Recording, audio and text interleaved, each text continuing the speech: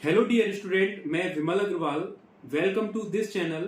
जैसे कि आप सब लोगों को पता है, हम इस चैनल के माध्यम से D pharma first year and D pharma second year online study video upload करते रहते हैं। सो आप इस चैनल को सब्सक्राइब कर लें, बेल आइकन के बटन को प्रेस कर दें, जिससे हम जो भी वीडियो अपलोड करें उसका नोटिफिकेशन आप तक प्रॉपर पहुंच सके। ये वीडियो आपके लिए काफी ज्यादा इंपॉर्टेंट रहने वाली है। अगर आप डी फार्मा कर रहे हैं या डी फार्मा कर चुके हैं, अगर आप डी फार्मा कर रहे हैं तो आपके आने वाले कमिंग एनुअल एग्जाम जो रहेंगे उनके लिए काफी ज्यादा इंपॉर्टेंट रहने वाली है ये वीडियो।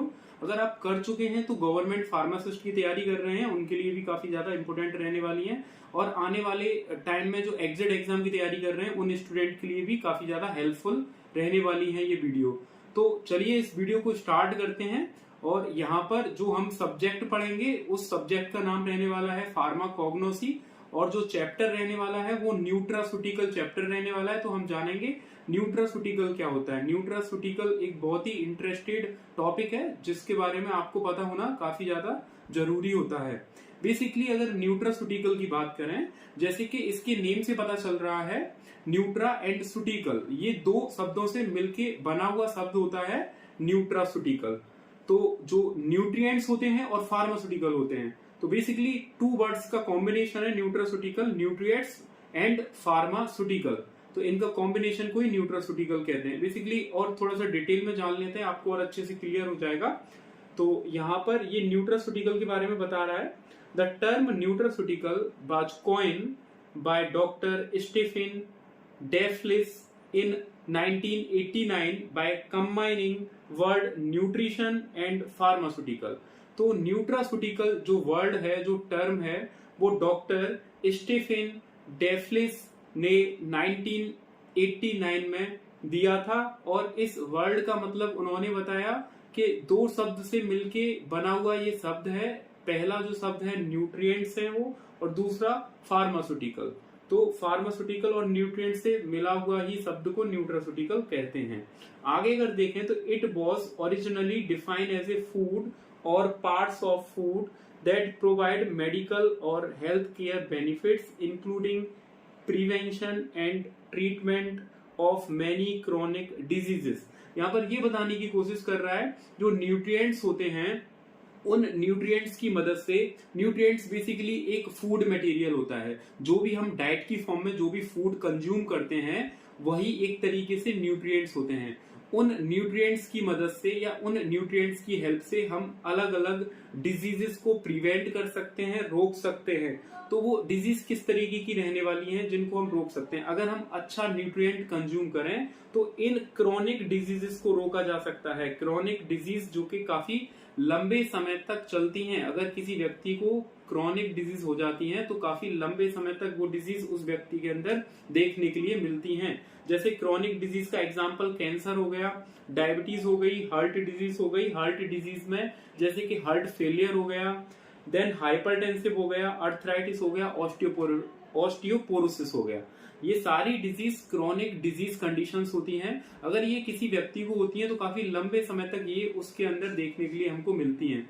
तो यहाँ पर ये बताने की कोशिश कर रहा है न्यूट्रास्यूटिकल आज के टाइम में और आने वाले टाइम में इस तरीके का अच्छा सेक्टर रहने वाला है कि किसी भी न्यूट्रिएंट को या प्रॉपर अमाउंट में अगर हम न्यूट्रिएंट कंज्यूम कर रहे हैं जो कि हमें हमारी डाइट के थ्रू मिलते हैं, तो इन डिजीजेस को प्रिवेंट कर सकते हैं हम। जो क्रोनिक डिजीजेस हैं, जो क्रोनिक बीमारियां हैं, इनको उन न्यूट्रिएंट की मदद से रोक सकते हैं। वही न्यूट्रास्यूटिकल होता है। इसमें बहुत सारे अलग अलग मार्केट में प्रोडक्ट भी आते हैं न्यूट्रास्यूटिकल के, और उसमें बेसिकली फूड मटेरियल ही होता है, अदरवाइज और मेडिसिनल प्रोडक्ट उसके अंदर नहीं होते हैं। उनका मेन टारगेट यही है न्यूट्रास्यूटिकल का, कि न्यूट्रिएंट्स की मदद से किसी भी डिजीज को प्रिवेंट करना या ठीक करना। बेसिकली क्रोनिक डिजीजेस के जो एग्जाम्पल दिए हैं इनको थोड़ा सा हम एक्सप्लेन कर लेते हैं। जैसे कैंसर जो होता है, कैंसर एक ऐसी सिचुएशन या ऐसी कंडीशन होती है जिसमें अनफंक्शनेबल सेल का मल्टीप्लीकेशन जो होता है वो बहुत ज्यादा हाई हो जाता है। किसी एक अनफंक्शनेबल सेल बनने के बाद में वो उतना जल्दी प्रोलिफरेशन करता है, 1 से 2 और 2 से 4 बनता है, कि काफी ज्यादा ऑर्गन्स को कवर अप करता जाता है और वो अनफंक्शनेबल होता है। तो ये यहाँ पर अनकंट्रोल्ड ग्रोथ होती है सेल की कैंसर में। डायबिटीज की बात करें तो डायबिटीज को हम यहाँ पर डायबिटीज एक ऐसी डिजीज होती है जिसके अंदर ब्लड के अंदर जो ग्लूकोज का लेवल है वो बढ़ जाता है। ऐसा इसलिए होता है कि इंसुलिन एक हार्मोन होता है जो कि ब्रेक डाउन करता है ग्लूकोज को, और इंसुलिन का जो लेवल होता है वो कम हो जाता है ब्लड के अंदर। इंसुलिन एक तरीके का हार्मोन होता है। इंसुलिन का लेवल कम होने की वजह से ग्लूकोज को वो ब्रेक डाउन कर नहीं पाता है और ग्लूकोज का लेवल ब्लड के अंदर बढ़ जाता है, तो देन कहलाता है डायबिटीज। क्रॉनिक कंडीशंस में हार्ट डिजीज भी आती है, और हार्ट डिजीज में जैसे कि हार्ट फेलियर बेसिकली क्या होता है, हार्ट फेलियर और हार्ट अटैक दोनों ही बहुत अलग डिफरेंट वर्ड है। हार्ट फेलियर में जो हार्ट की मसल्स हैं उनकी कॉन्ट्रैक्टिबिलिटी लूज हो जाती है, और हार्ट फेलियर में सडनली हार्ट अटैक आता है। हार्ट अटैक कैसे आता है, जो हार्ट होते हैं उनमें जो आर्टरीज और वेन्स हैं जो हार्ट की मसल्स को ब्लड सप्लाई करा रही हैं, वो सडनली उनमें ब्लॉकेज आने की वजह से ब्लड की सप्लाई प्रॉपर हार्ट की मसल्स तक हो नहीं पाती है, उसकी वजह से हार्ट अटैक देखने के लिए मिलता है। और हार्ट फेलियर में जो हार्ट की कॉन्ट्रैक्टिबिलिटी होती है वो लूज कर जाती है, कम हो जाती है। देन आगे अगर बात करें हाइपरटेंसिव की, तो हाइपरटेंसिव एक ऐसी डिजीज होती है जिसके अंदर ब्लड का प्रेशर हाई हो जाता है, बढ़ जाता है। ऐसा इसलिए होता है, हमारे ब्लड जो होता है हमारे बॉडी के अंदर आर्टरीज और वेन्स के अंदर घूम रहा ब्लड, उसका प्रेशर ज्यादा हो जाता है। ज्यादा कैसे होता है, जब आर्टरीज और वेन का इंटरनल प्रेशर ज्यादा हो जाता है तो आर्टरीज और वेन्स की जो सिचुएशन कंडीशंस है वो कॉन्ट्रैक्ट हो जाती है। कॉन्ट्रैक्ट होने से उसके अंदर घूम रहा ब्लड, उसका फ्लो बढ़ जाता है। बढ़ने की वजह से प्रेशर यहाँ पर हमें ब्लड का ज्यादा देखने के लिए मिलता है। अर्थराइटिस एक ऐसी डिजीज होती है जिसमें एक या एक से अधिक जॉइंट्स जो होते हैं, बोन्स के जॉइंट्स जो जैसे घुटने के जॉइंट्स हो गए, नी के जॉइंट्स हो गए, एक से अधिक जॉइंट्स में आपको इन्फ्लामेशन के साथ साथ स्टिफनेस देखने के लिए मिलेगी और पेन देखने के लिए मिलता है, वो होता है अर्थराइटिस। ऑस्टियोपोरोसिस एक ऐसी क्रॉनिक कंडीशंस डिजीज होती है जिसमें आपकी जो बोन्स की डेंसिटी है वो कमजोर हो जाती है या कम हो जाती है। बोन्स जो होती है वो ब्रिटेल हो जाती है, आसानी से ब्रेक डाउन हो सकती है, टूट सकती है। आगे तो आपको बेसिकली समझ आया होगा न्यूट्रास्यूटिकल होता क्या है। न्यूट्रास्यूटिकल दो वर्ड से मिलके बना हुआ वर्ड होता है, न्यूट्रिएंट्स एंड फार्मास्यूटिकल। आगे अब हम बात कर लेते हैं क्लासिफिकेशन ऑफ न्यूट्रास्यूटिकल। न्यूट्रास्यूटिकल का क्लासिफिकेशन जो दिया है वो 3 बेसिस के आधार पर दिया है, on the basis of food sources, on the basis of therapeutic action, on the basis of chemical nature. तो पहले हम देखेंगे on the basis of food sources. Food sources के आधार पर न्यूट्रास्यूटिकल्स को डिफाइन या एक्सप्लेन किया है इन्होंने। तो देखो फूड के सोर्सेज पर जैसे कि कुछ ऐसे न्यूट्रास्यूटिकल जो हमें प्लांट से ऑब्टेन होंगे, कुछ ऐसे न्यूट्रास्यूटिकल जो हमें एनिमल से ऑब्टेन होंगे, कुछ ऐसे न्यूट्रास्यूटिकल जो हमें एज ए माइक्रोब्स या माइक्रोब्स से भी ऑब्टेन होंगे। इन सारी सोर्सेज से ऑब्टेन होने वाले ही प्रोडक्ट न्यूट्रास्यूटिकल कहलाते हैं, या बोल सकते हैं इन फूड सोर्सेज से भी न्यूट्रास्यूटिकल प्रोडक्ट ऑब्टेन हो सकते हैं।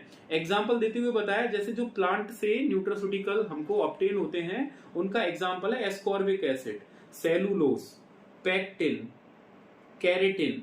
ये सारे के सारे एग्जाम्पल ऐसे एग्जाम्पल्स हैं जो हमें प्लांट से ऑब्टेन होते हैं, या ये ऐसे न्यूट्रास्यूटिकल्स हैं जो हमें प्लांट से ऑब्टेन होते हैं। एनिमल्स की बात करें तो lecithin, creatinine, calcium, conjugated linoleic acid, ये सारे के सारे ऐसे न्यूट्रास्यूटिकल्स हैं जो हमें एनिमल सोर्सेज से प्राप्त होते हैं। माइक्रोब से प्राप्त होने वाले न्यूट्रास्यूटिकल्स आपको यहाँ पर मेंशन किए हुए हैं। आगे बात कर लेते हैं अब हम on the basis of chemical nature. Chemical nature के बेसिस पर न्यूट्रास्यूटिकल को किस तरीके से एक्सप्लेन या डिफाइन किया है। तो देखो ये केमिकल कैटेगरीज हैं यहाँ पर। कैरेटिनॉइड एक केमिकल कैटेगरी है, लाइकोपीन एक केमिकल कैटेगरी है, डाइटरी फाइबर एक केमिकल कैटेगरी है। तो इन केमिकल कैटेगरी के अकॉर्डिंग यहाँ पर न्यूट्रास्यूटिकल्स प्रोडक्ट को क्या किया है, डिफाइन किया है।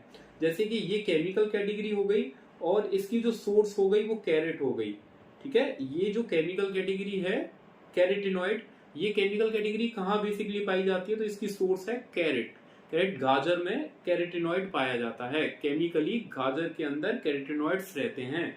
उसके बाद लाइकोपीन की बात करें तो ये टमाटो में पाया जाता है, या टमाटो से बने हुए प्रोडक्ट मींस टमाटर या टमाटर से बने हुए जितने भी प्रोडक्ट्स होते हैं उनके अंदर लाइकोपीन पाया जाता है। और देन डाइटरी फाइबर्स की बात करें तो बीट ब्रेन्स के बारे में बात कर रहे हैं। जो आटा होता है, बेसिकली जो गेहूं होता है, गेहूं की जो आउटर कवरिंग होती है वो बीट ब्रेन्स होते हैं यहाँ पर, उनसे हमें डाइटरी फाइबर्स प्राप्त होते हैं। तो डाइटरी फाइबर हो, लाइकोपीन हो या कैरेटिनॉइड हो, ये ऐसी केमिकल कैटेगरी हैं जो बिलोंग करती है न्यूट्रास्यूटिकल से, और इनकी यहाँ पर सोर्सेस भी दी हुई है कि ये केमिकल्स किस किस जगह से यहाँ से प्राप्त होते हैं या पाए जाते हैं।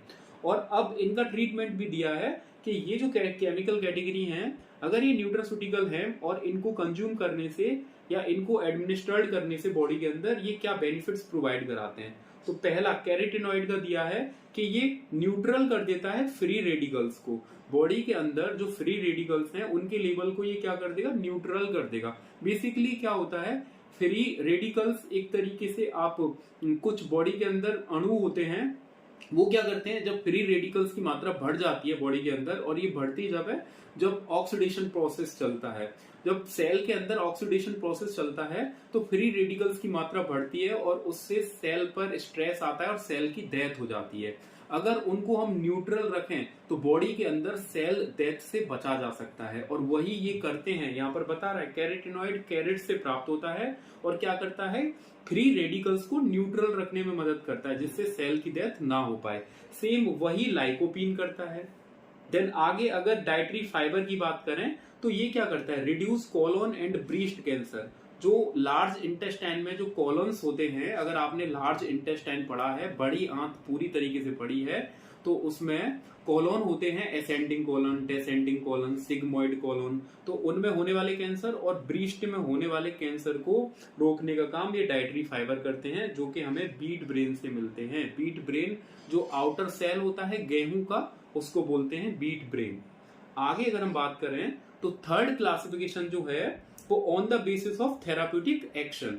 On the basis of therapeutic action जो न्यूट्रास्यूटिकल है, अब वो किसके अकॉर्डिंग या किसके बेसिस पर यहाँ पर डिफाइन किए हैं, थेराप्यूटिक एक्शन के आधार पर, कि उन अलग अलग तरीके के न्यूट्रास्यूटिकल्स जिनका क्या बॉडी के ऊपर प्रभाव आता है या एक्शन आता है। तो देखो कुछ ऐसे न्यूट्रास्यूटिकल जो एंटी कैंसर एक्टिविटी रखते हैं। एंटी कैंसर एक्टिविटी मतलब जो कैंसर को क्या करते हैं, ठीक करते हैं, ट्रीट करते हैं। तो देखो यहाँ पर पहला है कैप्साइसिन, सेकंड है जेनेस्टीन और थर्ड है एलेगिक एसिड। तो ये तीनों ही ऐसे न्यूट्रास्यूटिकल एजेंट हैं जो एंटी कैंसर एक्टिविटी शो करते हैं, कैंसर को ट्रीट करने का काम करते हैं। नेक्स्ट अगर हम एक्टिविटी देखें तो यहाँ पर 3 ऐसे न्यूट्रास्यूटिकल दिए हुए हैं जिनकी एक्टिविटी क्या होती है, influence on the blood lipid profile. Blood के अंदर जो लिपिड प्रोफाइल है उस पर अपना इन्फ्लुएंस मतलब अपना प्रभाव डालते हैं। उन लिपिड प्रोफाइल के लेवल को कम या ज्यादा करने में ये रेस्पॉन्सिबल होते हैं।